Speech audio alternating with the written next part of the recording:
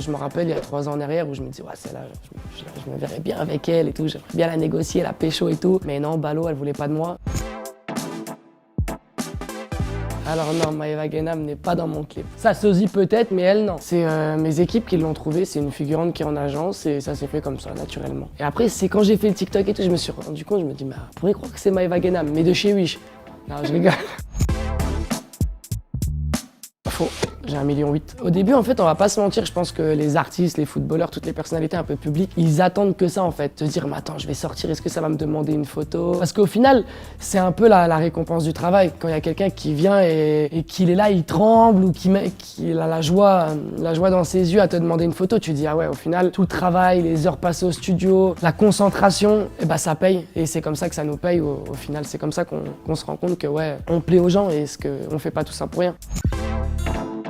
Je dirais vrai parce que 80% de mes titres, c'est du love. Après, j'essaye beaucoup de jouer sur le côté rythmé, donc d'amour, je sais pas. C'est un mélange un peu du genre en France, pour donner l'exemple de Jul, par exemple, donc du son assez rythmé où des fois, il peut avoir des mots un peu plus familiers. D'un autre côté, aussi très très love. Et moi, je pense que c'est ce qui plaît et c'est ce qui me fait réussir à l'heure d'aujourd'hui.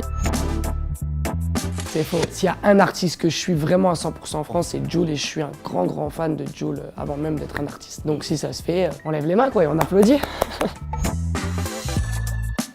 Non, c'est faux. Ma femme me soutient et me suit dans tout ce que je fais musicalement. Elle est pas trop jalouse. Si je dirais que non, je serais un mytho. Parce qu'à chaque fois que je rentre, c'est interrogatoire. Mais après, voilà, je peux la comprendre. Moi, si elle ferait ça, je deviendrais fou. Alors en fait, je l'ai rencontrée au Portugal. Je devais aller me faire tatouer dans un salon de coiffure qui est salon de coiffure et tatouage. J'ai croisé en fait la nana, là, la coiffeuse, et je me suis dit, attends, d'habitude, c'est toujours les mecs, ses collègues qui me coupent. Celle-là, c'est une nouvelle, faut que j'essaye d'y aller. Donc du coup, j'ai fait genre que j'avais besoin de me faire tracer la barbe alors que tout le monde sait que j'ai pas de barbe. Et après, j'ai profité un peu avec la certification. J'ai dit, allez, je vais mettre une story, elle a repartagé. Après, là, j'ai attaqué. Ouais, mais ça arrive à tout le monde, je pense. Si je devrais dire une anecdote, j'en ai plusieurs, hein, et c'est souvent sur les nanas. Je me rappelle il y a 3 ans en arrière où je me disais, ouais, celle-là, je me verrais bien avec elle et tout, j'aimerais bien la négocier, la pécho et tout. Mais non, ballot, elle voulait pas de moi. Et alors d'aujourd'hui, il y a un peu plus de vues, il y a du visuel, il y a de la télé. C'est, oh Yann, c'est bien joué. T'es parti de là, t'arrives à là, franchement, c'est cool. Un de ces quatre, c'était dans le coin, viens, on va se boire un verre. Écoute, ma chérie, fallait m'appeler il y a 3 ans, tu vois. Elle les connaît mieux que moi, ma fille. Toutes les vidéos TikTok qu'elle fait avec moi, c'est elle qui les demande. Hein. Moi, je l'ai jamais forcé. De base, je voulais pas trop afficher. J'étais pas trop pour les gens qui affichent leurs enfants, etc. ou leur famille. Je vais vous dire la vérité, si je refuse de faire un TikTok avec elle, elle pleure. Au début, je me suis dit, ok, je vais le faire, je vais le mettre en brouillon. Sauf qu'elle est pas bête. Elle a 5 ans et elle sait que c'était pas partagé. Parce qu'à chaque fois, elle me dit, quand elle rentre chez sa mère, hey, papa, t'as pas partagé la vidéo là. Si on peut faire une équipe de foot et qu'on aille chercher la Ligue des Champions, ce serait cool. Pour l'instant, j'ai qu'une fille, j'aimerais bien un petit mec, mais ouais, au moins un mec. Après, je pense que 2 ou 3, c'est bien.